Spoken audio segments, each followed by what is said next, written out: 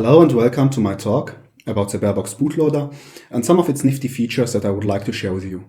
My name is Ahmad. I am an embedded Linux developer with Pingotronics, a German Linux consulting company where I have been using barebox for the last 2 years. As for the structure of my talk, I will start with an obligatory what's a bootloader. Then we will talk a bit about the complexities that arise, how barebox came to be. Then we will look at how to port barebox to a new board, how to customize barebox for a simple booting mode, then how to do it for redundant boot. Then we will look at using barebox for bring up. And along the way, we will discuss these abstractions that have evolved in barebox to keep the complexity of it all at bay. So to start off, what's a bootloader? So on a modern SoC, you have some sort of boot ROM that's masked into the chip. This does the bare minimum needed low-level initialization to load our bootloader into an on-chip SRAM. And from there on, our bootloader has to do all the other initialization that the boot ROM didn't know how to do. It needs to set up the SDRAM controller, it needs to configure the clocks and the PLLs, and then it needs to access the boot medium to fetch the kernel and any other binaries that it might need, for example, an initRD or a device tree.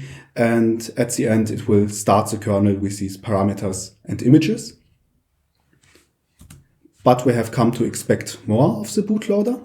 So there might be other firmware besides the main processor that need firmware loaded for. So there might be a secure monitor binary that we need to load. The boot process should also be fast. So we need to use the caches, which on some architecture means that we need to have a driver for the memory management unit. And fetching the kernel from the boot medium isn't always the same. We might have different boot media and we need to try them in order. We might have multiple partitions on the same boot medium. So we need to have some decision making to decide which partition to use. We might need to enable a boot splash because the boot process takes a bit longer than anticipated. We might need to kick off a coprocessor or even communicate with it out of the bootloader because it has access to some peripherals that we don't, for example, some clocks or reset lines. And when we have the kernel image, we might not be able to boot it directly. We may need to check a cryptographic signature to be sure that it's a kernel image that needs to be booted. There might be device tree fix-ups that we need to do on the device tree binary. For example, we can have the same board once with a display and once without, and the bootloader needs to detect which kind of board it is, and then it will fix up the device tree to either have a display or not. Then we might need to enable a watchdog so we can monitor the boot process. And then at the end, we can do, which is what the bootloader is ultimately made for, to start the kernel. But this gets complex real fast. But we want to maintain a scalable and maintainable code base, so we would prefer to have some abstraction to keep the complexity lower. Arguably useful abstractions are a driver model. So an SD card controller, host controller, they do basically all the same things. They interact with some hardware and then they allow you to set I/O settings and they allow you to send MMC commands over the MMC protocol. So it would be nice that all MMC host drivers implement the same interface and then you can handle them all the same from the same MMC core. And you could have, for example, this MMC core provide you block device operations. So at the end, someone using this will just interact with read-write of blocks and doesn't have to worry about the specifics that it is an SD card, for example. Tightly connected to that is having some separate hardware description. So a device-specific language like device tree is uniquely positioned to represent these complexer hardware setups that we have nowadays, where you have SoC families that share some IP cores and don't share some others, where you have system on modules that can be fit on different base boards. So you would appreciate having some sort of code reuse or inheritance, which can be done nicely with device tree.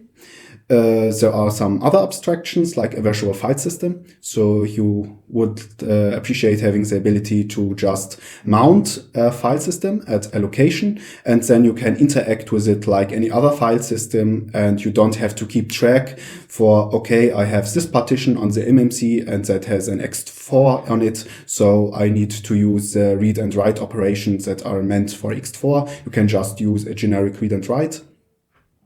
Having a block layer, so you can do caching of blocks, having character devices, so you can abstract away the differences between, let's say, a registry map that's just memory mapped IO, or a registry map that's connected over SPI. And you will want to interact with these character devices and with the drivers interactively. So you need to have a shell prompt, and you need to be able to write scripts for your shell. And you would like to have the ability to persist these scripts that you have written. And all this is for having the ability to introspect your system, so you can do rapid debugging and rapid debugging cycles. You might be inclined to think that this is basically what Linux is already capable of doing, which is right. You could compile a Linux with a built-in initramfs, with a built-in device tree, and that would check all these above boxes. But the boot process is very much size constrained, because you need at first to fit into an SRAM, and then you chain load your second stage, which also should be small, so you don't spend too much time in it. And Linux would still need to be extended to support stuff like SDRAM, initialization, and so on, and clock setup, and this low-level clock setup. And here comes the idea that why shouldn't we take an existing bootloader and extend it with this useful part of Linux for bootstrapping. That's basically how Barebox came to be. So it started as a U-boot fork called U-boot version 2 in 2007. It was renamed to Barebox in 2009. It's licensed under the GPL2, and it has a monthly release cycle. And now it supports a couple of architectures: ARM, MIPS, x86, EFI, RISC-V. And its main selling points back then were a Linux-like driver API. So you have a driver model inspired by Linux, and you have drivers that implement the same API or an API that's very similar to the one used within Linux. So this makes porting easier. The coding style is that of which Linux adheres to. It doesn't use header files for configuration. Instead, it uses the kernel config system, and it uses cabled for building the kernel. And for the user API, it has a POSIX-like file descriptor-based API, so you can just open a file in the virtual file system, read and write to it and from it. And it can also be accessed over a Unix-like interactive shell where you have your usual utilities. So that's basically what Barebox was made for. And over the years, there have been some more features that are more about booting, which we will look like during this talk. So let's see how we can port Barebox to your board. So you can split a traditional booting process into a first and a second stage. The first stage does this low-level initialization that's needed to load the second stage. That would be on your personal computer as a BIOS. And the second stage is what runs from the SDRAM, which can a bit bigger than the limited SRAM or flash you have. And this one loads the kernel. That's then which is our operating system, which we should load. And Barebox can be used as BOS. So on some SoCs, it can be used as second stage. On some others, it can be used as first stage as well. We will look in this talk how to use Barebox as a second stage for your board. So if you have worked with a Linux multi-platform kernel, you might think the same as me. That's a pretty great thing, that you can have just this one generic image and use it on dozens of different SoCs, on hundreds of different boards. This all works because you have a separate device tree description, and this device tree describes the actual hardware you have on your board. And then you start the kernel, which is a multi-platform ARM kernel, for example, and then when it has done the low-level initialization, it uses a device tree to discover what kind of devices are there. So you can have multiple devices, drivers, but only the drivers for the devices that are actually there are activated. And for the second stage bootloader, we would like to have some similar setup.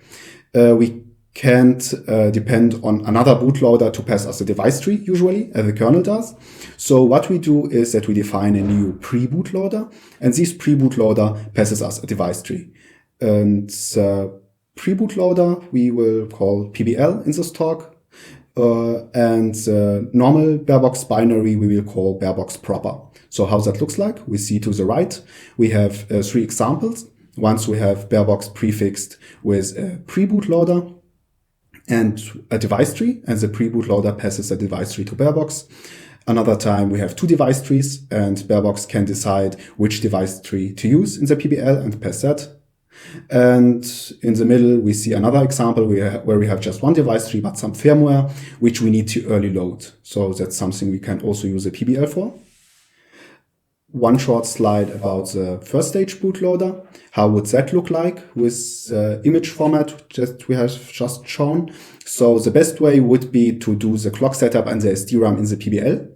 We see that on the IMX, so the PBL runs. It will see that it's not running from SDRAM, so it loads, so it does a low-level setup, and then it chain loads barebox again with the same PBL, but this time it loads the full image, not the small image that's only the FSBL part, into our SDRAM, and then barebox is run again, and it will see, okay, now I am running from the SDRAM, so now let's do the normal boot up, where I extract barebox to the end of the SDRAM and branch to it.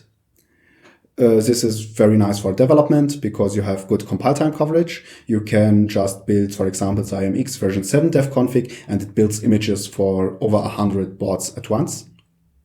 And it's nice for integration too. So you will probably not use a dev config for your board, but you might have a few different IMX boards. So you can use the same config for all of them, the same recipe in your BSP, and that will generate you more than one image for each of your boards. And an alternative that might be easier is to build barebox twice and then override the first stage bootloader in it so that it just chain loads the SSBL. You can do that, but this comes at the cost that the FSBL is no longer multi-image capable. So multi-image is that what you see to the right, that you have just barebox separately, and each time for each board it's prefixed with a board specific pre-bootloader. Now that we have talked about this, let's look how you can make this work on your board. So we will assume you are using device tree, and further it would be nice if you are a good citizen and have already upstreamed your device tree into the kernel. If that's the case, you just need to wait a bit, and barebox will import all Linux device trees into /DTS. This is done on a regular manner. And as soon as that happened, you can define a barebox DTS. We see that here. What the barebox DTS is doing is it's including the upstream device tree. Then it's including a SOC device tree that's specific to barebox. Then that's all you need. You can also add some extra nodes. Here we add a node for having a persistent environment on the eMMC in a partition called barebox environment. And at the time of writing, the upstream device tree didn't have a reset GPIOs property. So this is fixed up in the barebox device tree. Now we need to pass this device tree to barebox proper. So you need to have a pre-bootloader entry point. We see here how that looks like. You do some low-level initialization. This may set up the stack or the caches if needed. Then we print some symbol to make debugging easier in future. So you can see if the pre-bootloader entry has been entered, which is the very first code in barebox. So this is always a nice debugging aid. If something doesn't work, turn on low-level debugging and see if anything is printed. And then we pass the device tree and the memory base and size address to the barebox entry point. And we don't see an explicit base and size here because we have a macro that passes the correct base address for the SOC family and that asks our SDRAM controller about the size. So we need not specify this here, so we have no duplication. After that, we need to add a board driver. or we don't need to. It's optional. So as soon as you have called the barebox entry function, this will link in barebox proper, but this barebox proper is not board specific in any way, but you might want to have a board driver that matches against your board's compatible to do stuff like handling hardware quirks or registering device tree fix-ups, or even modify the live unflattened device tree that's within barebox. We see an example here. So we have a system on module, and we match against the compatible of it, and then we change the model name. The model name usually comes from device tree. It's a bit too long for the slide, so it's made shorter here. And then we register a barebox update handler. That way barebox knows how to update itself. And that looks just like any other board driver. You can have multiple, and they are chosen according with the device tree that's passed to barebox. Then you need to tell kconfig and kbuild about the device tree, the pre-bootloader, and maybe our board driver if we had at one. How that looks like, we see here low-level.c was the name of the low-level code, that's the pre-bootloader. It's compiled to a low-level.o, so we add that to the low-level y variables. Same goes for the board driver, we add that to opt, which are the objects for the normal barebox. Then we have a kconfig menu entry, so you can select it in the menu config. And then we tell barebox to descend into the directory and to build the device tree. By default, everything is linked into barebox, and at link time, stuff is discarded that's not needed. So there is no problem in having multiple device trees built. We can just pick and choose what we actually want to use. And now that we have done this, we have a need for an image to contain all of this. And that's how it looks like. It looks a bit like boilerplate, and indeed it is. You are best served by checking what other boards are doing for your SoCs and just copying that. But to explain succinctly what we are doing here, we are adding a new entry point to the list of PBLs.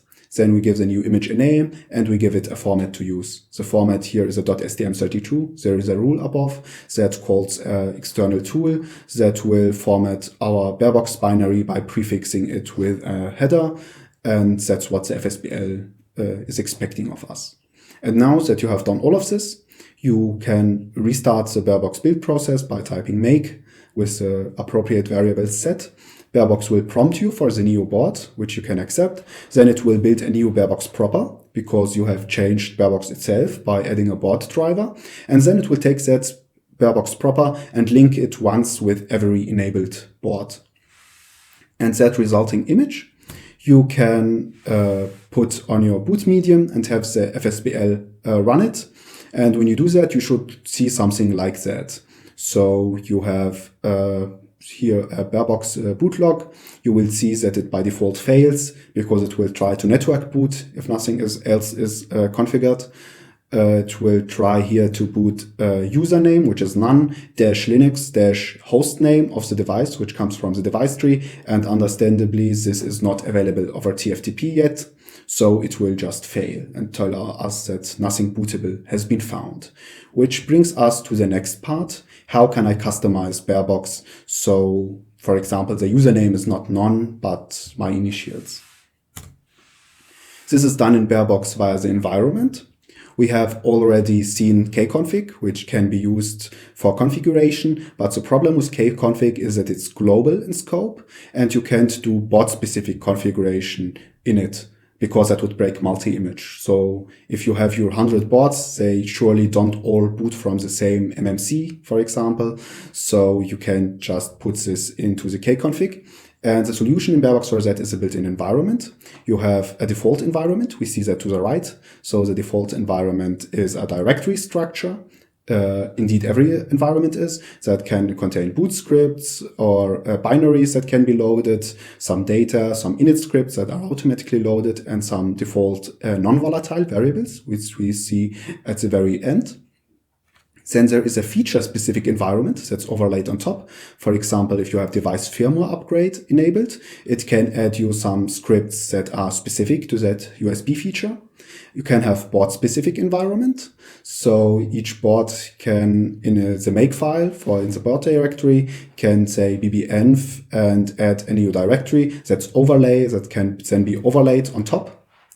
And you can have an external environment, which you will usually use if you have a BSP and you are using the same environment for different boards. So barebox can be just told in the kconfig, use this directory for an environment that's overlaid at the very end. And this environment is built in. It's built into barebox. And at runtime, barebox will mount it under /env. And from there on, board code and init scripts can read-write it, but that's just at runtime. Persistence is done separately. How does that look like? We can see here. We have these two variables, autoboot and user, and we set autoboot to abort, so it doesn't continue booting because we are debugging, and we set user to my initials. Barebox will tell you NV variables were modified and that they will on shutdown be saved automatically. How that looks like, we can do a recursive listing of the /env directory, and we will see at the very end that we now have an autoboot and a user file, and these will have our new values. So a variable like user, that's called a magic variable. They are so called because they are evaluated at different places in the barebox execution flow. You can list them with a magic var command. We see that below. So for example, there's optarg. If you do option parsing in the shell, which it will have the option argument. There is boot source, which tells you where barebox came from example, from an MMC or from USB. And there are also some nifty stuff like bootm provide machine ID, which will have barebox fix up the global machine ID, which, for example, comes from your SOC serial into the kernel command line, so systemd can use it. Most of these magic variables we see here are global variables, and these global variables will be initialized at startup from the corresponding non-volatile NV variables. So if I set global user, it will be just active for runtime. If I set NV user, this will be saved to the non-volatile environment directory. And on the next startup, barebox will load the environment and check, okay, I have an NV user, so it will initialize global user with that value. These global variables or global parameters are so called because they are associated with an abstract global device. You have many more devices in barebox, and every device driver can associate these device parameters with the devices.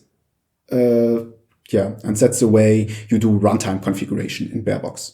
So how that looks like, we can see to the left below, we have a device that's called temp reboot mode.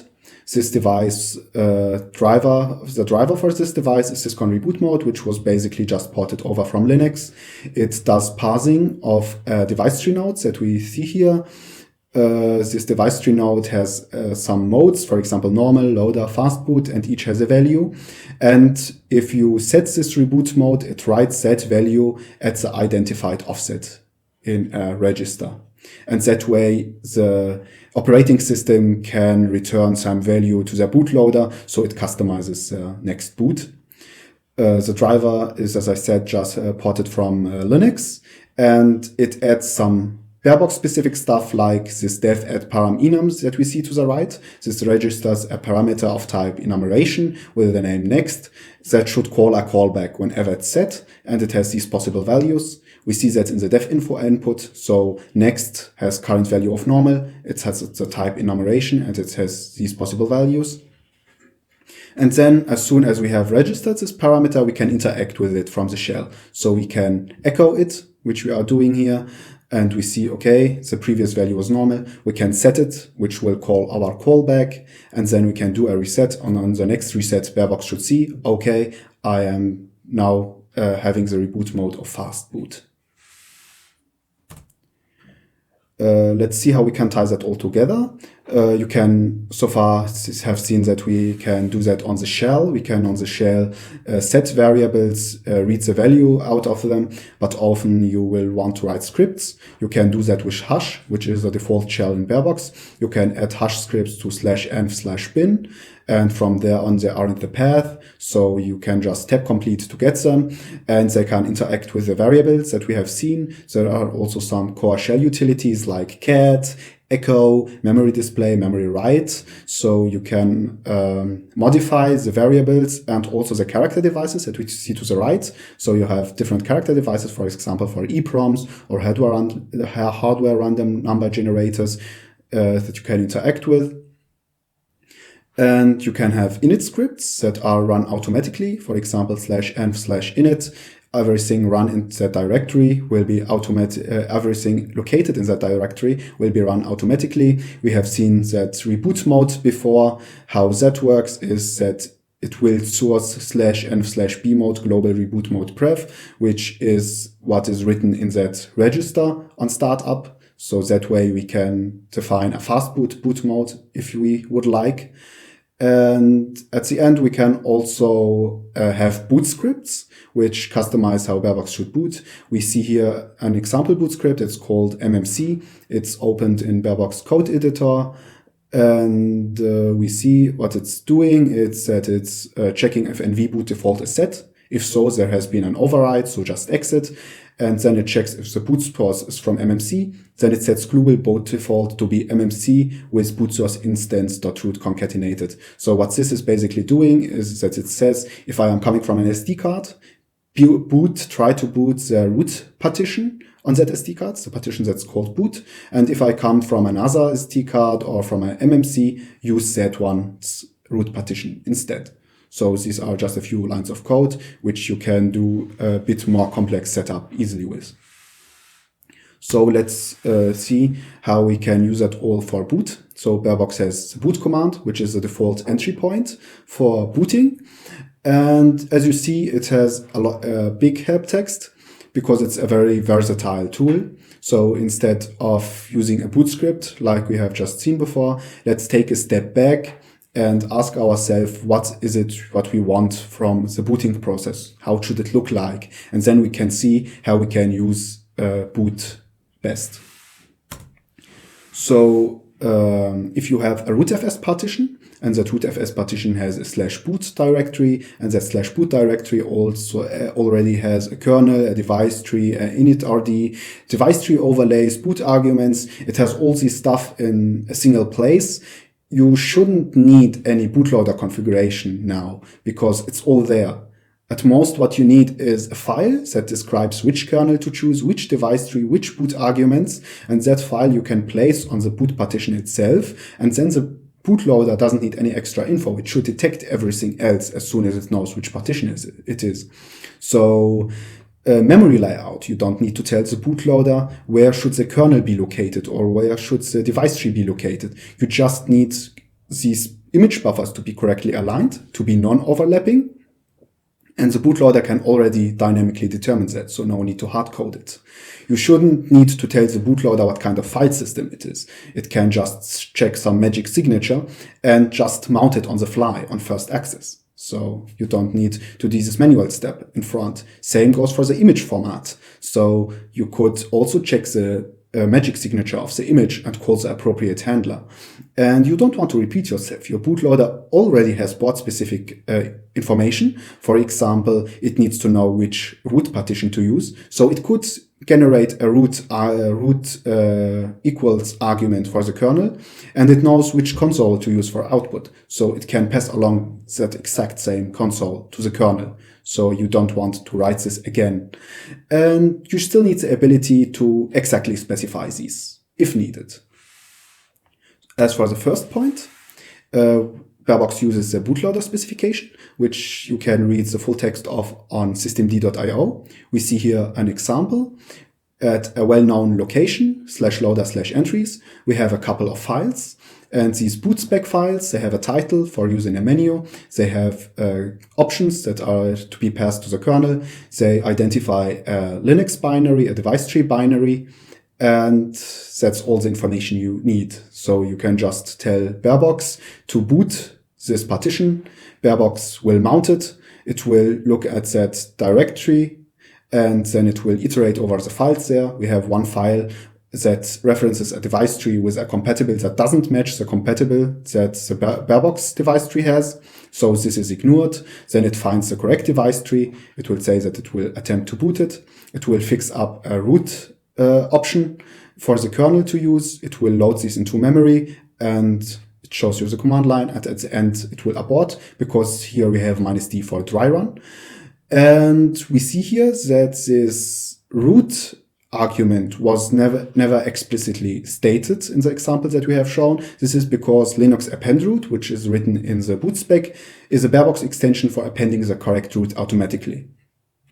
This allows us to have a boot spec that's storage agnostic. So you could just extract what's in this partition to a network share, makes this available over a network file system, point barebox at it, and you can boot it all the same. Barebox would fix up the correct root equals NFS and IP addresses and so on. And that means that you just need one configuration in barebox for such a simple booting scenario, which is where to get this partition from. And we see that at the very bottom, we have mmc.0.4, which is our 5th partition. We start counting from 0, and we just need to put this into boot default, and then we are good to go. Barebox will do everything we have seen here, because it starts boot by default after the countdown, and then it will just mount, check the boot specs, and then in the end boot the kernel with the specified parameters. This is a very simplified boot. We want in this talk to go a bit beyond just booting. So let's look about a more complex booting scenarios, having 2 rootfs partitions.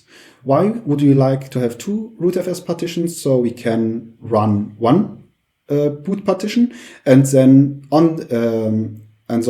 update the other partition while we are running. Then we can reset, and before that tell the bootloader to try the other partition next time.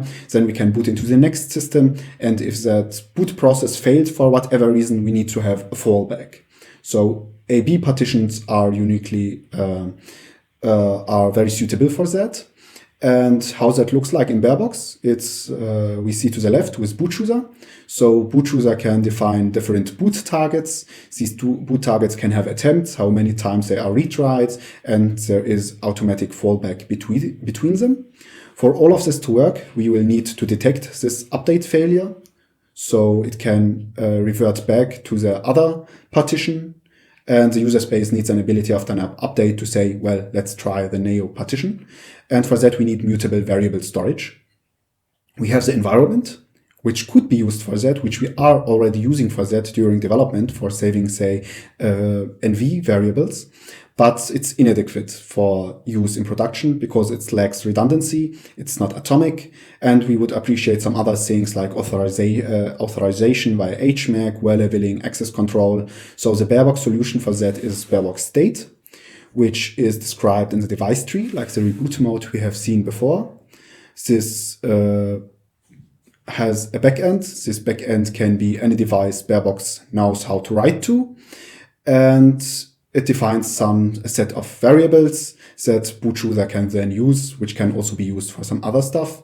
We have a barebox-state utility that allows you to access it from within the operating system. So barebox fixes up this device tree snippet into the kernels, and from there on, we have this barebox-state utility that can pass the device tree, pass to the kernel, and use udev to find the correct Linux device. And that's all the configurations that you need. Then you can just start barebox-state, and you can use it to get or set variables.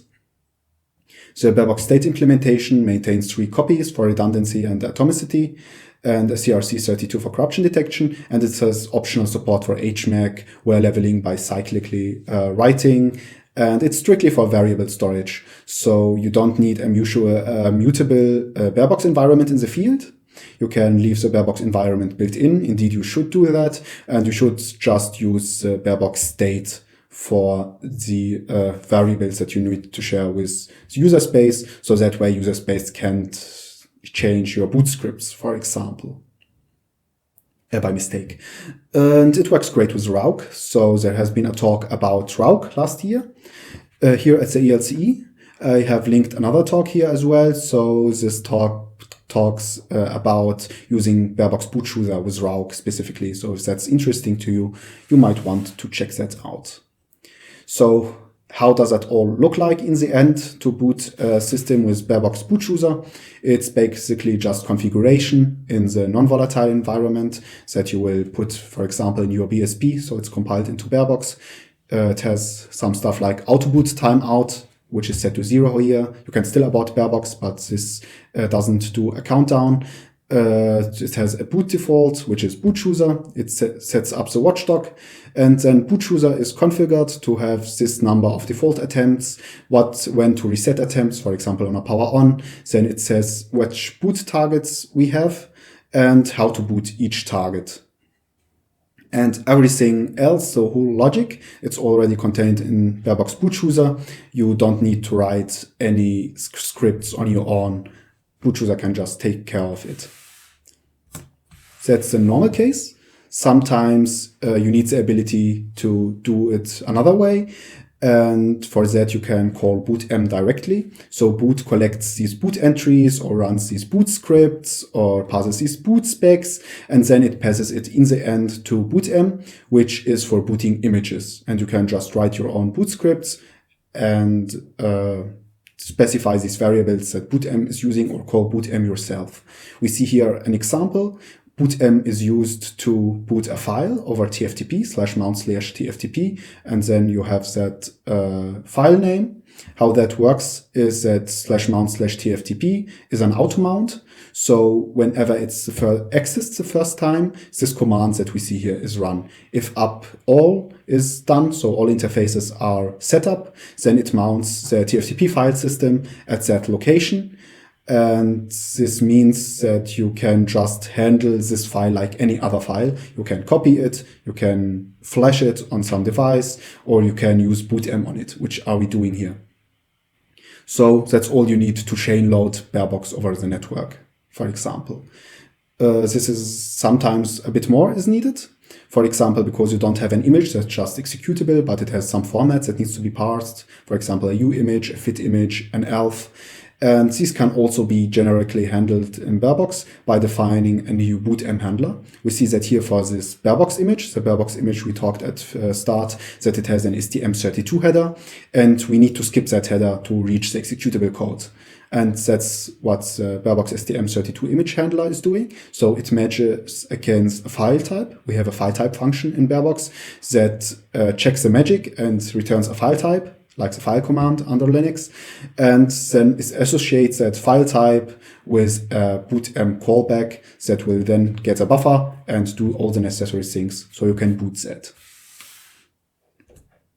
This concludes the part that I wanted to talk in about booting. Now comes a short part about bring up. We have assumed so far that there are already drivers for the functionality you need and that they implement the bindings that you are using in the device tree. This is not always the case. Sometimes you need to port drivers to barebox. Most subsystem APIs were imported from Linux and are occasionally kept up to date. So often drivers are fairly easy to port. You just need to adjust them a bit to you copy them and then you fix the compiling errors till it works, then you test it. This is sometimes possible, for example, by the reboot mode driver, because it's mostly generic code. It was very easy to port, but sometimes you have more involved devices and the kernel uses interrupts for those. Barebox doesn't do interrupts, so it can be easier to port from another bootloader that differs in API, but it already interacts with the hardware in the way you want. If you do that, you will need to give special attention to some multi-image incompatibilities that you don't have when you port kernel code.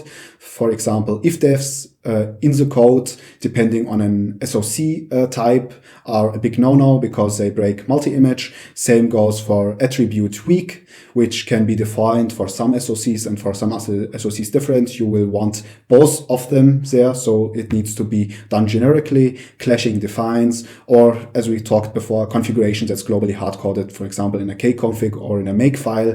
This should all be configurable at runtime. For example, by having a p handle in the device tree to a node that you can use, or by checking what's the compatible of the device tree node and choosing one or the other callback. And if all fails, you can try to roll your own. And if you need it in the kernel, you can port it later. When you have your driver ready, you will usually get the shell access out of the box, because the driver cores that you are programming against already do have character device that they allocate for I/O memory, EEPROMs, block device partitions, OTPs, net consoles, reg maps, FIs. So you just need to implement the same API that the driver is already implementing under Linux to have it integrate with barebox.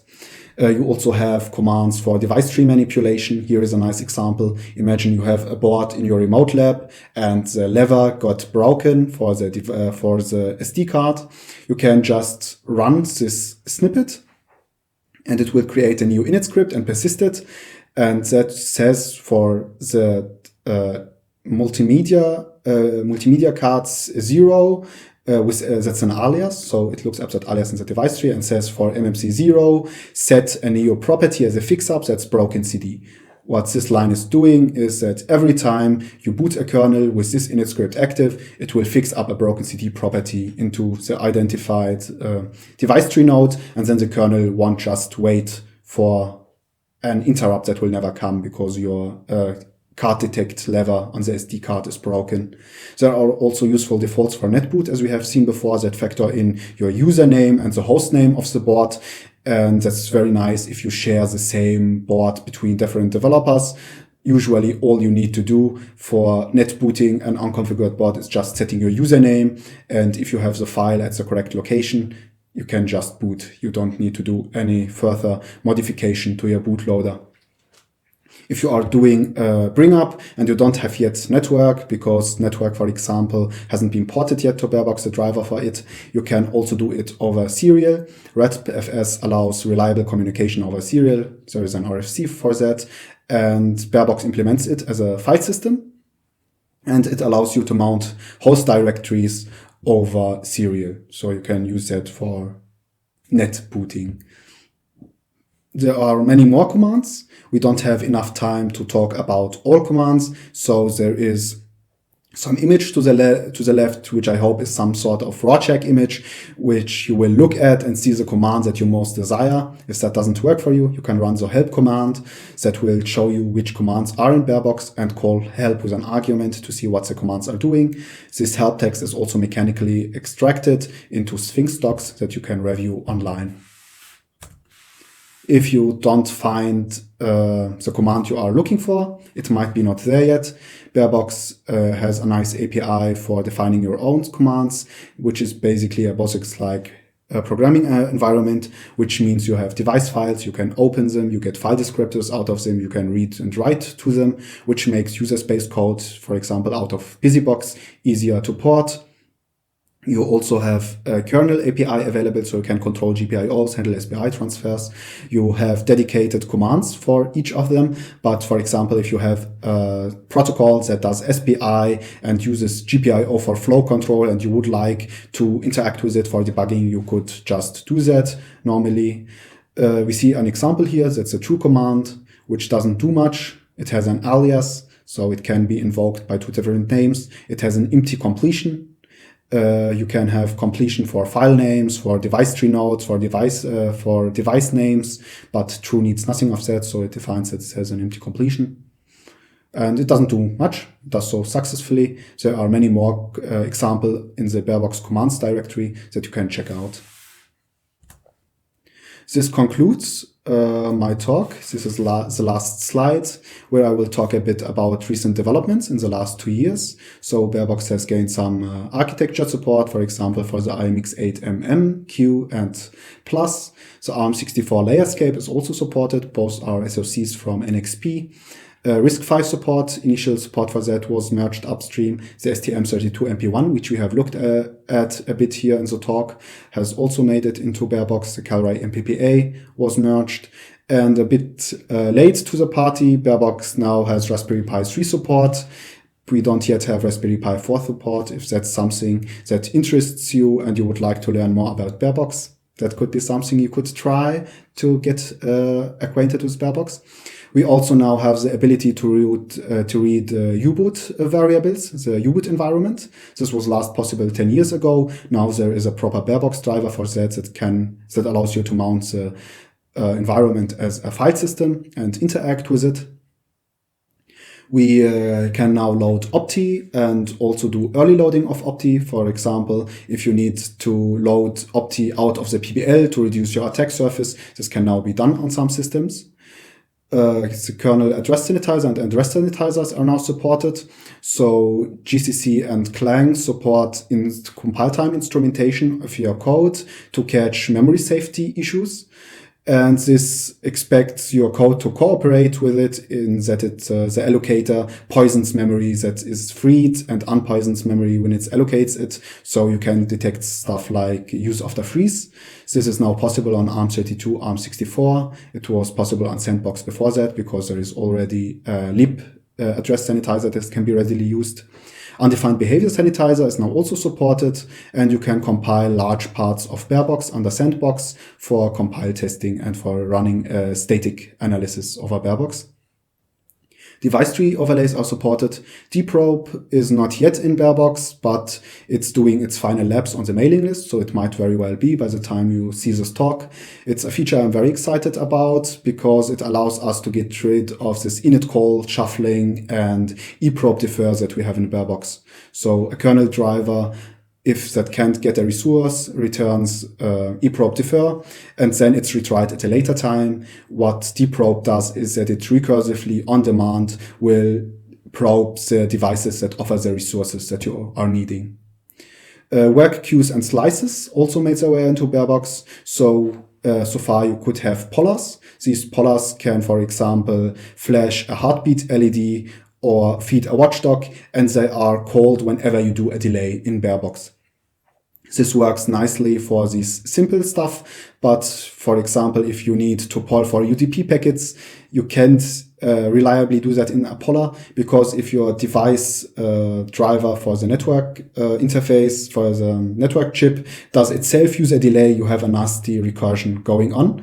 So what happens with slices is that you can say, I would like to have the network slice in the network stack. And then if a poller needs a network slice, it will try to claim it. And if it can't, it will just return and will be retried at a later time at which it can do stuff over the network. Work queues are a way to schedule work items that are run in the context of the shell. And in the context of the shell, you can basically do everything. And everything is currently that barebox answers ICMP echo requests. So now you can quite quickly reply to pings in barebox. And fast boot over UDP is now also supported via this work queue mechanism. So if that all got you interested, you can check the barebox project home at barebox.org. We are doing the collaboration over a mailing list hosted by Infrared. So if you have patches or questions, you can ask there. A public service announcement, Infrared had an outage. So if you were subscribed or unsubscribed, this might have been reset. So you might want to check that out. We are also on IRC if you prefer that. And if you don't have a Raspberry Pi 4 handy, you can compile for Sandbox and run barebox under Linux and play around with it a bit. So thank you for listening. And do you have any questions?